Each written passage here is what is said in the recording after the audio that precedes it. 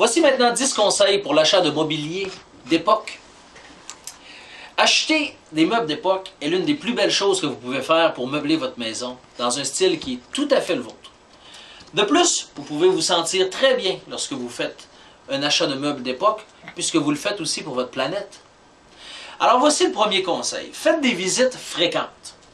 Découvrez les différents magasins de meubles d'époque de votre région ou dans une région qui a de vieilles maisons. Si vous y allez souvent, cela vous permettra de remarquer les pièces qui sont sur le plancher depuis une certaine période de temps. Ouais, de bonnes aubaines. Si vous développez une relation avec le personnel, il pourrait même vous dire s'il y a quelque chose qui pourrait être d'intérêt pour vous. Deuxièmement, regardez dans les friperies. Parfois, les mobiliers d'époque vendus dans les friperies sont en meilleure forme. Si vous faites des emplettes pour des meubles rembourrés, il est logique de chercher pour des meubles usagés. Car il n'est pas très rentable de remettre à neuf des meubles rembourrés et ce n'est pas quelque chose que les friperies font eux-mêmes. Troisièmement, repérez les meubles bien faits. Recherchez des meubles avec une bonne structure. Par exemple, les tiroirs doivent glisser facilement et les pièces rembourrées doivent avoir un bon cadre robuste. Les meubles en plastique ne doivent pas être sur le point de craquer. Quatrièmement, regardez pour les marques moins connues. Il serait bien de trouver des noms de marques familières, mais ne vous limitez pas à des marques notoires, connues et publiques uniquement.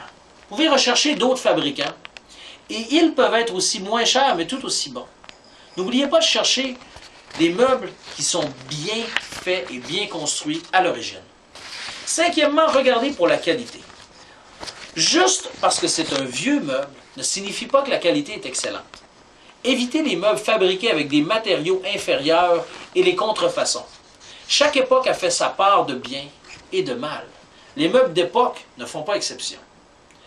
Sixièmement, ne laissez pas les rayures vous faire peur. Les rayures de surface peuvent être fixées. Alors ne laissez pas les petites rayures vous faire peur, car il existe de nombreux produits sur le marché qui peuvent vous aider avec ces fameuses rayures et remettre la pièce à neuf si elle le demande. Vous pouvez obtenir de l'aide professionnellement si nécessaire pour la restaurer. Septièmement, pouvez-vous résoudre le problème? Examinez attentivement les dommages ou altérations. Si la pièce que vous voulez acheter est de valeur, utilisez les preuves de dommages pour négocier un meilleur prix. Mais avant de le faire, assurez-vous que la pièce peut être réparée et que le prix des réparations ne sera pas trop élevé. Huitièmement, soyez sûr si le meuble s'agence avec le reste du décor. Compte tenu de la taille, des meubles peuvent paraître trop grands ou trop petits dans un magasin, alors prenez toujours vos mesures et assurez-vous que le meuble d'époque va cadrer avec votre décor. Parfois, un meuble peut être très séduisant si on l'observe de façon unique, mais peut moins bien se marier avec le reste d'une pièce. Neuvièmement, réutiliser pour le style.